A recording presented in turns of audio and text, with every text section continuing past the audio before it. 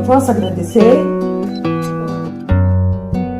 Eu tive ajuda de amigos.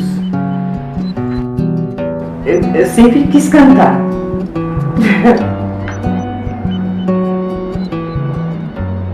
E eu canto no coral. Eu perdi a visão que eu fui fazer uma faxina numa casa e eu usei um produto. Que eu não quero falar o nome porque não vem ao caso, né? Eu usei um produto e esse produto caiu no minha vista. E eu, ao entrar na casa de uma amiga, eu pensei que a porta estava aberta e eu fui com tudo e estava fechada. Eu não enxergo, mas eu enxergo. Eu enxergo. Eu enxergo. Eu enxergo. Eu agradeço a Deus porque eu posso sair aqui da Zona Leste e ir lá para a Zona Sul, para a Zona Norte, para a Zona Oeste, com a ajuda de pessoas. Sim, eu preciso das pessoas, preciso. Mas se eu não sair de casa, eu não vou conseguir nada.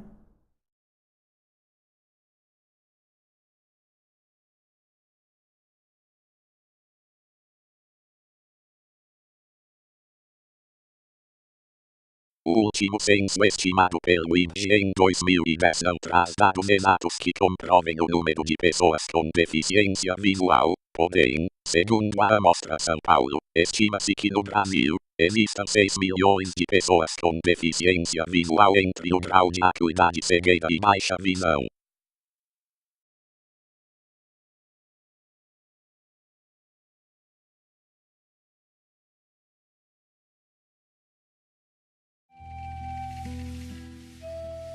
O ser humano hoje, quando ele pensar espaço, ele tem que começar a pensar essa questão do usuário.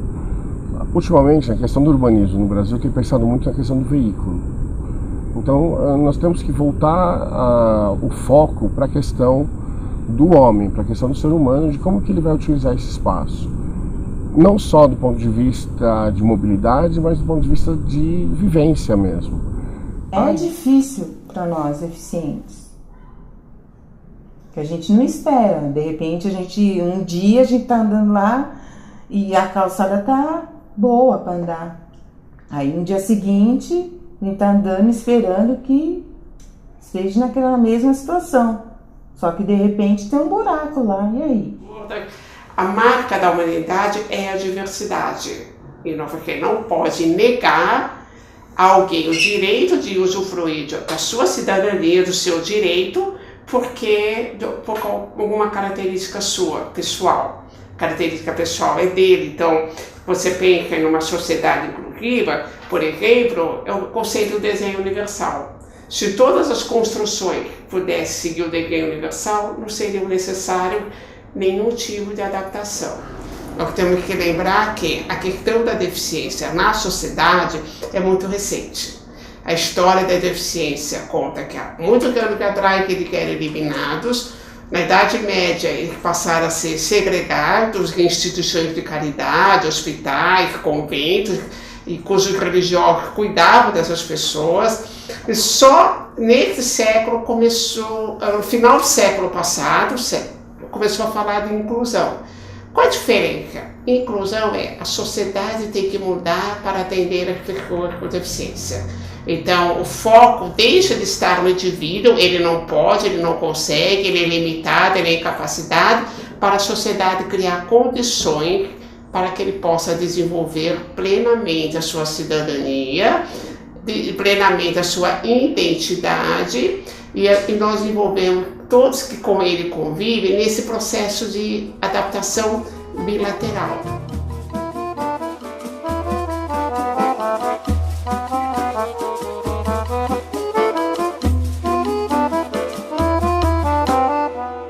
A marca da humanidade é a diversidade.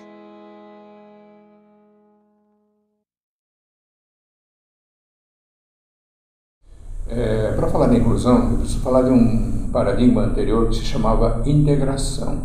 E a integração só se referia à pessoa com deficiência. Para colocar essa pessoa com deficiência na sociedade comum. Mas a nossa luta é pela inclusão, ou seja, a inclusão de todas as pessoas que estão excluídas, entre elas pessoas com deficiência. Então a inclusão sempre é um paradigma que acolhe todas as pessoas, portanto completando a diversidade humana que compõe a sociedade brasileira, por exemplo, né? Que a sociedade brasileira é uma sociedade plural, mas mesmo assim, na prática, vários segmentos, como por exemplo o segmento da pessoa com deficiência, estão excluídos ou afastados, discriminados de alguma maneira. Eu acho que a inclusão convida a gente a ter um novo olhar. Cada um de nós, mesmo que eu não tenha uma deficiência, a inclusão me coloca a oportunidade de rever meus conceitos, de rever meus pensamentos, de aprender com o outro, né?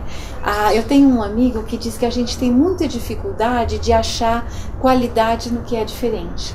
Muitas vezes o que é diferente, então é menor, é inferior, né? E não é isso, é só diferente, né? A deficiência é vista pela sociedade como algo que diminui o indivíduo, que o torna não merecedor de crédito ou de confiança. Já senti isso várias vezes no exercício profissional, como advogado. Então, não se confia no deficiente visual, porque as pessoas em geral imaginam que o deficiente não terá competência suficiente para ser responsável e cumprir a contento com a defesa dos seus interesses ou dos seus direitos.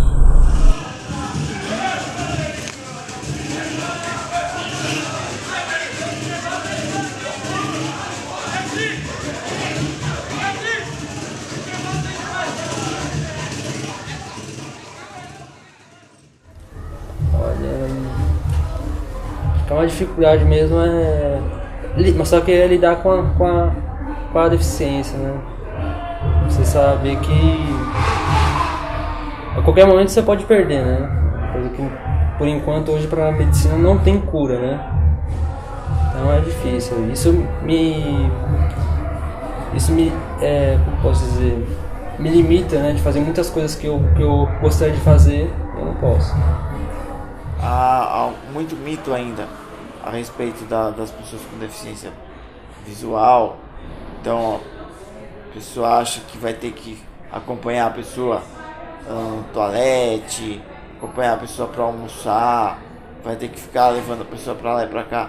E isso não é verdade. As pessoas não conhecem, né, as capacidades, o potencial, né, das pessoas com deficiência visual, que se elas tiverem oportunidade de estudar, de se prepararem, elas têm uma vida como qualquer outra pessoa, lógico, levando-se em conta as limitações visuais, mas podem trabalhar, podem estudar, podem ter uma vida praticamente normal, né? Quando o Messias nasceu foi difícil, porque a gente não tá esperando, né, uma situação dessa. E aí passa tudo pela cabeça da gente, menos que o filho vai nascer com problema. Mas foi difícil, mas depois eu coloquei os pés no chão, parei, pensei e sabia que ele ia precisar muito de mim. Eu gosto muito de lembrar o caso da minha própria família. Eu acho que meus pais foram fundamentais na minha educação e para a minha inclusão. Primeiro porque não me esconderam do mundo, como acontece com muitos deficientes, em que a família esconde o deficiente não é apresentado ao mundo, é motivo de vergonha. Em segundo lugar, porque os meus pais tiveram consciência de que a integração representava educação. A educação era a chave para qualquer integração no mercado de trabalho. E procuraram propiciar as condições para que eu tivesse educação e tivesse uma integração muito mais fácil no mercado de trabalho. Os meus pais tiveram carinho, tiveram amor, tiveram compreensão sobre os problemas e as particularidades da deficiência. Que é preciso que uma família tenha percepção que o mundo do deficiente, o mundo de quem não vê, um mundo diferente daquele mundo que as pessoas que veem. Aí eu não cresci alfabetizada em escola especial, né? Adaptada para deficiente visual, como Padre Chico, essas escolas de referência adaptadas. Não, eu sempre estudei em escola regular, normal. Era muito comum a sociedade toda, e até nós, especialistas da área da deficiência, pensar da seguinte forma: escola comum é só para pessoa que não tem deficiência. A pessoa que tem deficiência vai para a escola especial. Quando a pessoa com deficiência é melhor preparada, já está mais apta, então ela pode ir para uma escola comum, porém não na sala comum, e sim na sala especial dentro da escola comum. Havia assim, aqui está uma escola comum, e lá até fora do prédio da escola comum, num prédio separado, exclusivo, segregado, era a sala especial, né? Até isso. Depois a sala especial começou a existir também dentro do prédio principal, né? Então havia salas comuns e salas especiais dentro do prédio comum. Mas a partir de uns 25 anos atrás para cá, eu comecei a mudar essa visão, acompanhando o que estava acontecendo no mundo. As próprias pessoas com deficiência no mundo inteiro, os ativistas daquela época, né, já eram protagonistas, eram autodefensores, eles falavam por eles mesmos, né, pessoas com deficiência, eram contra essa separação de sala especial, escola especial, e sim escola comum para todos. Então é difícil, então por isso que eu falo que deveria ter uma matéria educando na deficiência, sabe? Onde a pessoa lá da primeira série do ensino fundamental já tem esse ensinamento de lidar e inserir as pessoas com deficiência também com as outras crianças que não têm a deficiência.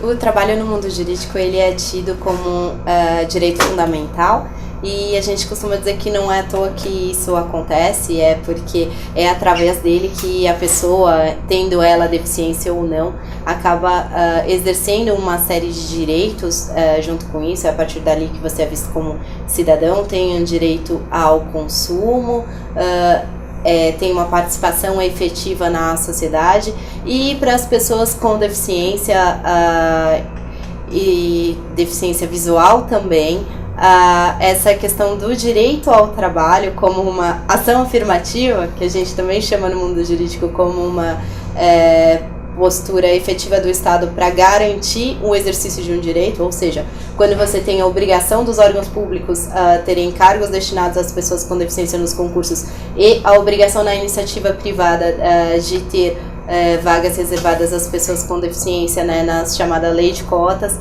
a gente tem o exercício pleno de um direito que traz consigo uma série de outros. O direito ao trabalho é um direito de todos, pessoas com e sem deficiência, né? Pensando na pessoa com deficiência visual, o trabalho é tão importante quanto, né, para todos nós, porque é o trabalho que ajuda a constituir a gente como ser humano, né? No trabalho a gente aprende, a gente interage, a gente cria, a gente inova, a gente se desenvolve, né? Então é extremamente importante. E no caso da pessoa com deficiência visual, infelizmente o mercado de trabalho aqui no Brasil, as empresas não se deram conta do enorme potencial que elas têm. Não. Eu já fui mandado embora por causa da minha deficiência, porque eu não conseguia exercer. Mas só que eu entrei para fazer uma função, me colocaram para fazer outra e eu não consegui exercer essa função, e aí eu fui mandado embora. É crime você alegar a deficiência, culpar a deficiência como justificativo para não contratar a pessoa com deficiência. Então não adianta hoje a empresa dizer, não, mas nós temos área lá que não dá para um cego trabalhar, porque precisa enxergar. Nós temos área lá que não dá para uma pessoa de cadeira de roda entrar, porque é tudo estreito. Portanto, nós não vamos colocar ninguém lá, portanto, nós não vamos contratar ninguém com deficiência que queria trabalhar naquelas funções. Isso hoje é crime. A partir de 2008, é crime federal. Contratar por contratar não é inclusão. Nós temos que contratar é o ser humano, é o cidadão que tem competência e tem muito a devolver para a sociedade. Então, existem empresas que contratam realmente para cumprir cotas. Eu já ouvi de profissionais de área de recursos humanos, em algum evento que eu participei, de que a pessoa com deficiência virou moeda de troca. O trabalho é uma forma de construção da subjetividade. Quando nós trabalhamos, nós construímos a nós mesmos. Nós construímos a nossa dignidade. Então, não é só uma forma de ganhar dinheiro, de ter os recursos necessários para a sobrevivência, para a nossa manutenção, para a manutenção da nossa família. Claro que tudo isso é decisivo para um deficiente visual e para qualquer um de nós. Mas o trabalho tem uma função muito mais ampla do que essa. O trabalho, ele possibilita e engendra a construção da subjetividade. Ele nos torna pessoas humanas. Ele nos torna pessoas capazes de realizar vocações, de permitir com que a nossa individualidade floresça na sua totalidade. Quando você enxerga e você perde a visão, você acha que você não é capaz. Você não é, sabe, é assim, uma coisa que você não desenvolveu, né? Porque você ficou 34 anos enxergando, então você tem aquela, como fala, aquela formação, né? E aí depois que você perde, você fala, e agora? O que eu vou fazer? Você, né? Eu falava, quem vai cozinhar para mim? Quem vai lavar para mim? Como que eu vou me virar? Como que eu vou trabalhar? Como que eu vou ter dinheiro? É muito difícil de empregar a pessoa com deficiência visual. Ainda existe muito preconceito, acho que muito receio, muito medo, né, das empresas empregarem as pessoas com deficiência visual. Então, você vê muito mais nas empresas para preenchimento da lei de cotas, pessoas com deficiência física e deficiência auditiva, até intelectual, e muito pouco deficientes visuais. As empresas não entendiam por que precisavam empregar pessoa com deficiência, independentemente da lei de cotas. Para que contratar pessoa com deficiência? Na cabeça, na mentalidade das empresas de 30, 40, 50, 60 anos atrás, pessoas com deficiência não eram bons trabalhadores. As empresas naquela época não acreditavam que pessoa com deficiência pudesse ter capacidade mínima para competir lado a lado com trabalhadores sem deficiência. Então já havia essa descrença, né?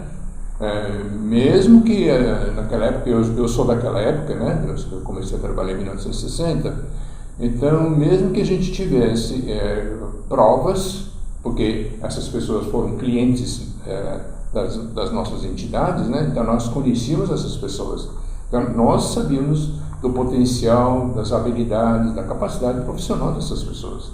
Mesmo assim, as empresas não sabiam e não acreditavam nisso. As pessoas não sabem como lidar com o cego. E as pessoas, preconceituosamente, atribuem limitações a um cego que não necessariamente eles têm em decorrência desta deficiência sensorial que possam apresentar. Sim, na verdade, a partir do momento que a gente tem a quebra da barreira de atitude, né? Uma transformação da sociedade, barreira de atitude é o nome que a gente dá hoje para o preconceito, que nada mais é do que a falta de informação. A partir do momento que você garante informação para as pessoas sobre as deficiências, sobre as capacidades das pessoas com deficiência, a gente consegue transformar a sociedade, e aí com essa mudança vem a inclusão das pessoas com deficiência. Porque na verdade não tem muita diferença, né? A diferença na prática é que você não enxerga. Mas se você tiver recursos que te possibilitem o desenvolvimento de atividades que de certa forma acabem compensando essa deficiência, ela acaba não existindo. Então, não dá para dizer assim, as empresas só querem cumprir a lei de qualquer jeito, ou as empresas todas estão fazendo o melhor possível. Você tem todas as situações possíveis. Você tem empresas que estão super bacanas, que muitas vezes começaram por conta da lei, né? Mas começaram a inclusão por conta da lei, mas que depois foram percebendo a importância, percebendo os benefícios, os pontos positivos, e hoje em dia contratam, já tem a cota completa e contratam além da cota, né? Você tem empresas que vão na força da lei e só aquilo, né? Você tem empresas que, infelizmente, algumas vezes contratam a pessoa com deficiência e dizem, olha, não precisa aparecer aqui, é muito chato pegar ônibus e tal, fica em casa, a gente deposita o seu salário. O que é muito errado, mas as pessoas com deficiência aceitam também. Enfim, essa procura de emprego é um pouco mais difícil pra gente que tem a deficiência, justamente pelas especificações. Eu não consigo acordar sem um emprego e falar, olha, eu vou trabalhar ali na agência de carros entregando um panfleto. Não vai dar pra mim, né? Tem que pegar trabalhos específicos, ou no mínimo adaptáveis. Então, existem empresas empenhadas em incluir e outras empenhadas em cumprir cotas. Então, não tem ainda um consenso geral. Infelizmente, o número, apesar da lei já ter completado 23 anos, está caindo o número de contratação de pessoas com deficiência. Você fala, como é que pode? Aumentou o número de vagas que caiu. E tem empresas que preferem pagar a multa e não contratar. A contratação das pessoas com deficiência não é, por parte das empresas, um ato de benemerência, menos ainda de caridade. É uma obrigação legal que, a exemplo de tantas outras, quem quer que seja que pretenda se estabelecer no nosso país tem que cumprir. Toda empresa que percebeu que a qualidade é o caminho certo, eles vão querer colocar muito mais do que a lei de cota está mandando. Porque, se é para colocar desse jeito, com esse resultado, eu vou colocar mais do que 2%, mais do que 5%, mais do que 4%, por aí. Agora, as empresas que não entendem isso vão achar que 2% está muita coisa, 3% está muita coisa. Tanto é que hoje existem milhares e milhares de empresas que ainda não conseguiram cumprir as suas respectivas cotas. Em outras palavras, nós temos primordialmente verificado junto às empresas se elas contratam ou não aquele número mínimo de pessoas com deficiência exigidos por lei. Mas é também de nossa competência, e nós temos o maior interesse em fiscalizar a qualidade do processo de inclusão. Então, nós devemos, e na medida do possível, temos buscado verificar se, além da contratação da pessoa com deficiência, são oferecidas a elas as condições necessárias do ponto de vista de saúde, segurança, dignidade, né, nas condições dos postos de trabalho. Tem gente que inclusive fica aflito de falar a própria palavra deficiência. Tem muita gente que fala problema. Eu tenho um filho que tem um problema. E aí você vai ver, o problema é uma deficiência. Pode ser uma deficiência intelectual, ou visual, ou auditiva, enfim, né? Ainda tem a usar a palavra certa, como tem gente que não fala câncer. Tem gente que diz aquela doença. Tem gente que diz CA, e na verdade quer dizer câncer, né? Então tem gente que tem muito receio, muito medo, não se sente seguro de usar o termo certo. A pessoa tem uma deficiência, isso não faz dela melhor nem pior. É uma característica, como tantas outras características que ela tem. Tô vendo meu filho hoje formado, pós-graduado. Para mim é uma vitória, né? Que parece que eu tive que estudar com ele. E aí, quando a gente está falando sobre a empregabilidade e a pessoa com deficiência, e muitas delas vêm conversar com a gente depois e falam assim, nossa, eu não imaginava que era possível. Eu me reconheço nessas pessoas, porque eu também já pensei assim. Acho que trabalho é muito importante como uma questão de cidadania mesmo, para você ser respeitado, você se valorizar, né? E você ter uma atuação social relevante. E receber também, né? É bom. Ser deficiente não é um bicho de 7 cabeças. Não é uma coisa difícil. Eu apenas não vejo. Eu espero chegar num lugar de destaque, né? Não só para me sentir bem, mas para mostrar para as pessoas que têm limitações que é possível, né? Você tendo força de vontade, com determinação, você chegar lá. A gente que não enxerga, a gente quer sentir. Ai, como que é o botão? Ai, que legal o botão. Ai, tem um bordado aqui. Ai, que bordado lindo. Como que é? Que cor que é? Que cor que é? Como que é feito isso aqui? Como que é feito? Ai, será que é liso? É áspero o tecido? Minha camisa tem gola? Tem gola. Será que é curta, longa? Deixa eu sentir. É assim que a gente vê.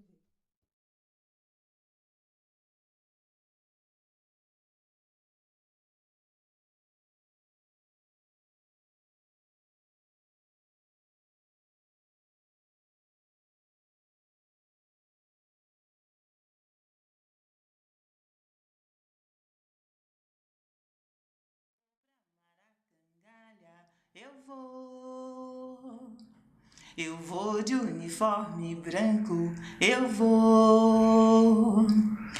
vou de chapéu de palha, eu vou convidar a Nália, eu vou